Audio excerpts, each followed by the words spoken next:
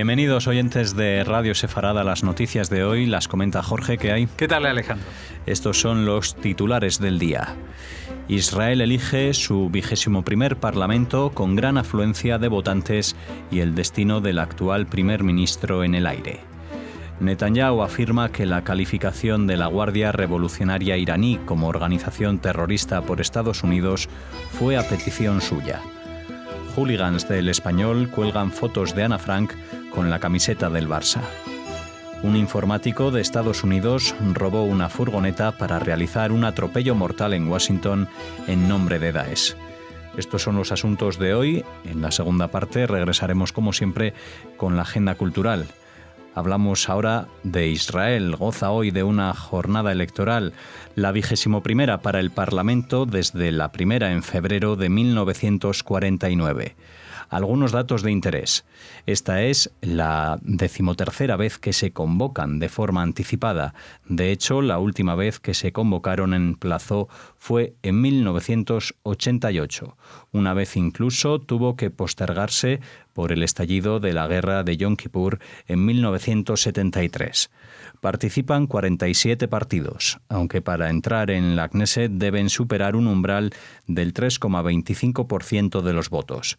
Los partidos principales son Likud, derecha mayormente laica, Cajol Labán, centro, Abodá, laborismo, centro-izquierda, Meretz, izquierda, Sas, ultraortodoxo sefardí, Agudat Israel, ultraortodoxo askenazí, Hayemin Ahadash, derecha religioso y secular a la vez, Ifhut Miflagot Hayemin, derecha religiosos, Kulanu, agenda socioeconómica, Hadash Ta'al, árabe, Ra'am Balad, árabe, Israel Beiteinu, derecha secular, Seut, populista, Geser, agenda socioeconómica.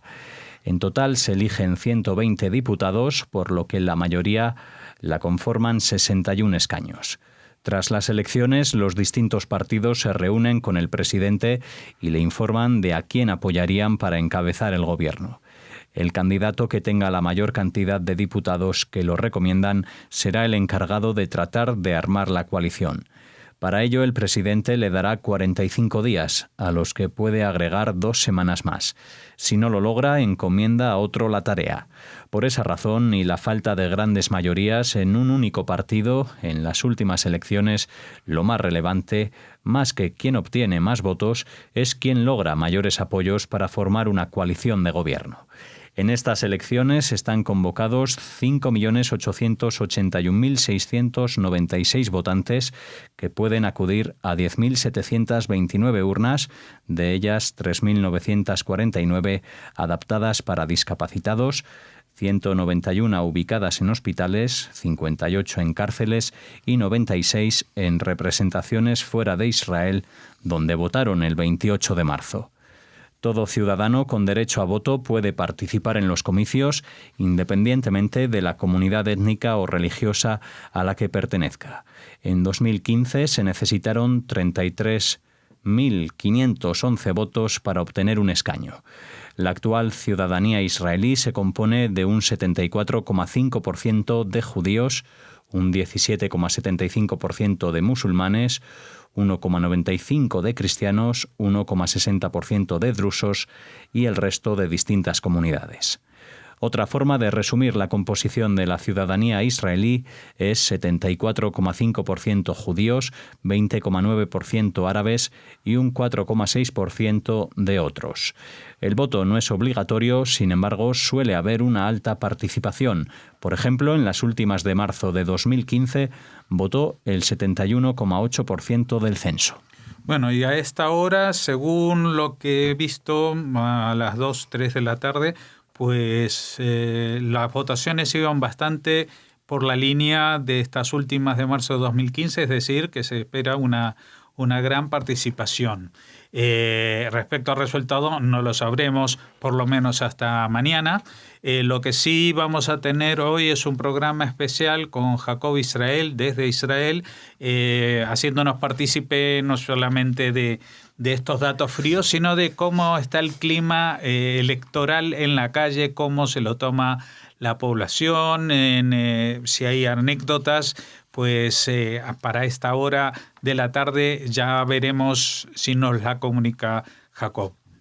El primer ministro israelí, Benjamin Netanyahu, agradeció al presidente de Estados Unidos por clasificar a la Guardia Revolucionaria iraní como organización terrorista, afirmando que esta resolución respondía a una petición suya.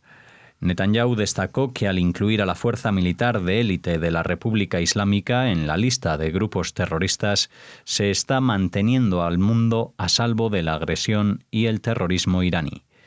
El Ministerio de Exteriores valoró la decisión como el resultado de la política terrorista iraní que está sembrando el caos en el Oriente Medio y en todo el mundo, desde Siria y el Líbano hasta Argentina.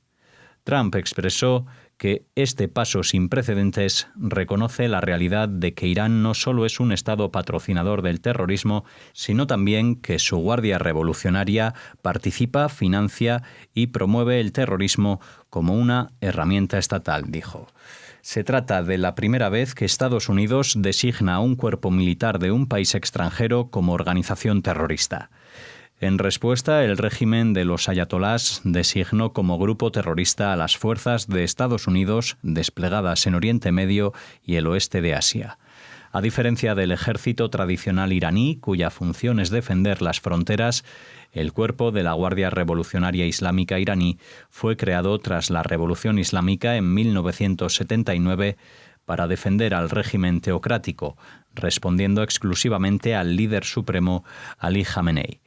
La Fuerza Quds es la unidad de élite del cuerpo de la Guardia Revolucionaria Islámica iraní destinada a realizar operaciones en el extranjero. También apoya al grupo terrorista chií libanés Hezbollah, a las organizaciones terroristas palestinas Hamas y Yihad Islámica que controlan la Franja de Gaza y a los rebeldes hutíes del Yemen y dirigen o supervisan a las milicias chiitas que combaten en Siria e Irak. Controla además a los Basij, una milicia paramilitar de voluntarios islamistas usada frecuentemente para reprimir ferozmente las manifestaciones de la población civil contra el régimen. La Guardia Revolucionaria cuenta con alrededor de 125.000 efectivos militares entre fuerzas terrestres, aéreas y navales. Está a cargo del programa de misiles balísticos de Irán, que Washington busca limitar, y es una de las razones esgrimidas por Estados Unidos para retirarse del acuerdo nuclear de 2015 firmado entre Irán y las potencias mundiales. Se estima que controla una tercera parte de la economía iraní a través de sus diversas empresas y filiales. Sí, es una situación un poco extraña, aparte de que, esto justamente se hace en las horas previas a las elecciones en Israel, con lo cual también tiene el valor de un favor de un amiguete, ¿no? En plan, Trump dándole un espaldarazo a Netanyahu de cara a los votantes más susceptibles con el tema iraní. Pero la verdad es que el tema de la Guardia Revolucionaria iraní es para, como se diría, para orinar y no echar gota, porque es increíble. O sea, controlan la tercera parte de la economía, son como un ejército paralelo, pero que responde al régimen teocrático, no a las instituciones del país. No es un ejército que va a defender a Irán, sino que va a defender a los ayatolás. Y entonces por eso ellos están en el desarrollo de los misiles balísticos y también de la energía atómica. Eso no lo mencionaba la noticia, pero son también ellos. Y son los encargados de poner en marcha estas milicias dispersas por el mundo, que son grupos terroristas, para ampliar su zona de influencia, con lo cual pues ha podido lograr esa media luna completa que va desde Irán pasando por Irak, Siria y Líbano y llegar hasta las orillas del Mediterráneo con su, paraguas más que ideológico, financiero. Y es también el cuerpo que suministra los cohetes que tiene Hamas en la Franja de Gaza y que cada 2 por 3 dispara contra la población civil. Lo que sí a mí me llama la atención, porque si este cuerpo militar para Estados Unidos es una organización terrorista, el tema sería cómo va a responder ante los contactos de otros países con la Guardia Revolucionaria iraní, que para él es un cuerpo terrorista. Entonces, por ejemplo, no sé, la visita del presidente francés a Irán y es recibido en el aeropuerto por la Guardia Revolucionaria iraní. ¿Cómo se vería esto? ¿Es recibido por un grupo terrorista? ¿Va a adoptar medidas de sanciones y embargos a quienes tengan negocios, colaboraciones o contactos con la Guardia Nacional iraní? Pues resulta difícil ver que esto tenga una aplicación concreta más allá de lo declarativo y en el aspecto político que pueda servir de respaldo para los votantes, yo diría más de derecha dentro de Israel, que puedan apoyar a Netanyahu. Parte de los seguidores del equipo de fútbol español del Deportivo Español con sede en Barcelona, que estuvieron el pasado sábado en el estadio de Montilivi para el partido de su equipo contra el Girona, se mofaron de Ana Frank vistiéndola con la camiseta del Barça. La imagen recuerda actuaciones del pasado octubre del 2017 por parte de la afición italiana de la Lazio durante un partido contra el Cagliari. Entonces los hooligans de la Lazio inundaron el estadio que comparten con los rivales de la Roma con la misma imagen de Ana Frank que esta vez han utilizado los aficionados del Español, pero con la camiseta del Roma. Aquellos hechos tuvieron una gran repercusión en la sociedad italiana, con quejas de la comunidad judía y de la sociedad en general, y que acabó con una sanción económica para el club por los insultos antisemitas de parte de sus seguidores radicales. Pero este hecho en Girona se espera que no quede apartado y que haya una investigación.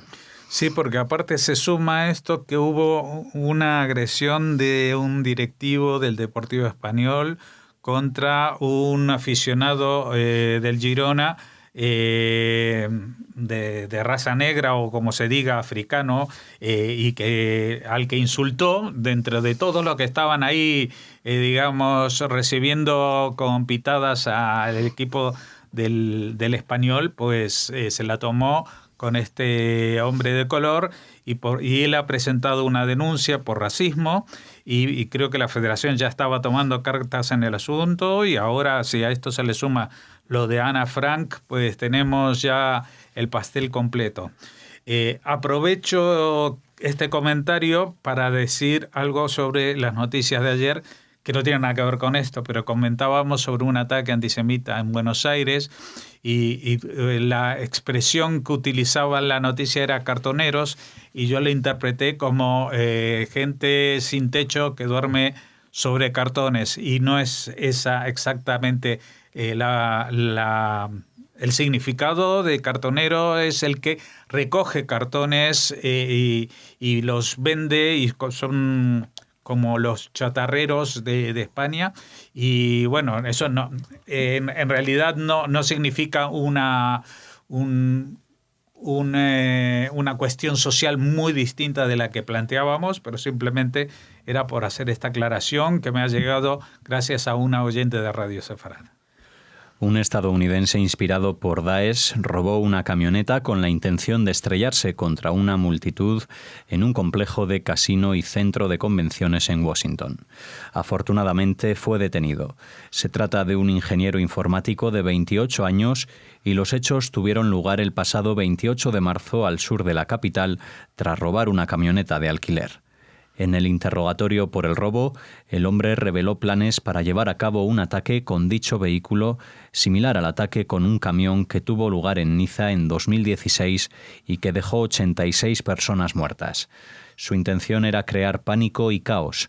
El escrito señala que el ingeniero informático robó la camioneta el 26 de marzo y el día siguiente la llevó a varios lugares en el área de Washington, incluido el Aeropuerto Internacional Dulles, buscando supuestamente un objetivo para su atentado. Mientras tanto, su familia en Germantown, Maryland, al norte de la capital, lo denunciaba como desaparecido y expresaba su preocupación por su bienestar físico y emocional. Finalmente condujo hasta National Harbor, un casino y centro de convenciones situado a orillas del río, pero la gente presente era muy escasa.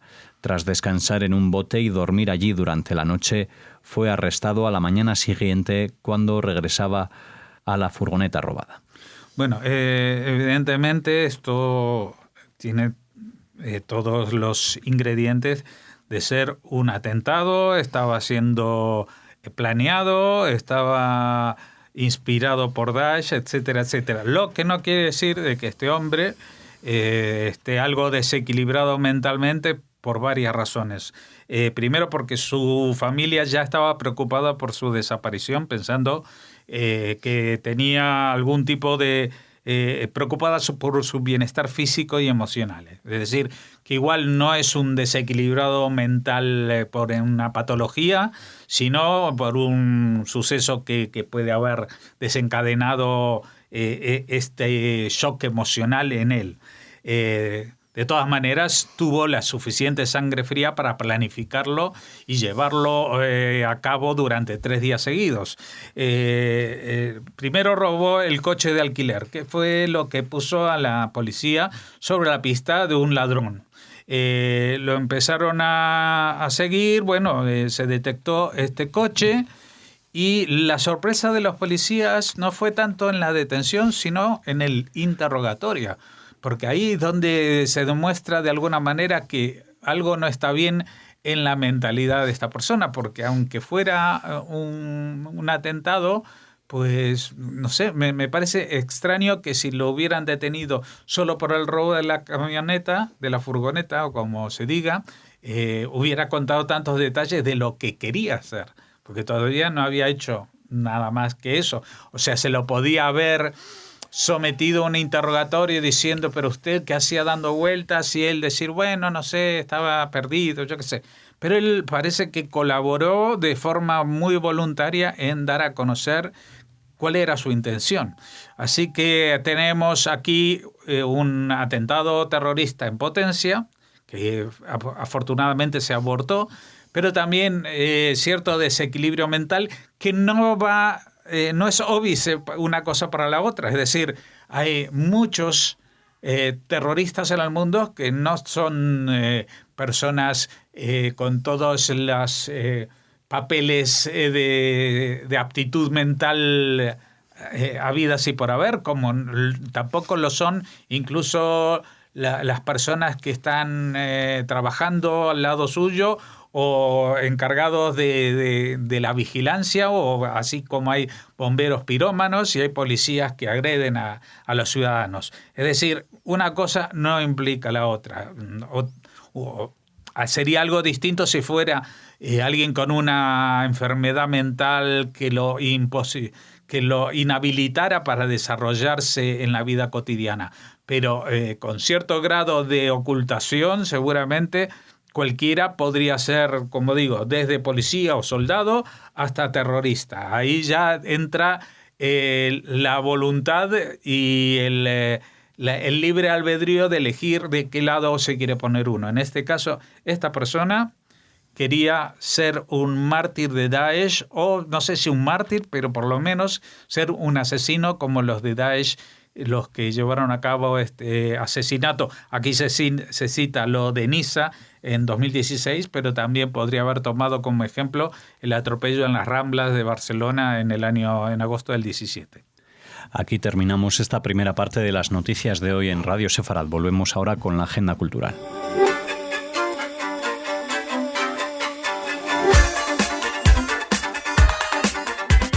Entramos ahora en la agenda cultural, en las noticias de Radio Sefarad. Hola Raquel. Hola Alex, hola a todos. Bueno, cuéntanos qué tienes preparado.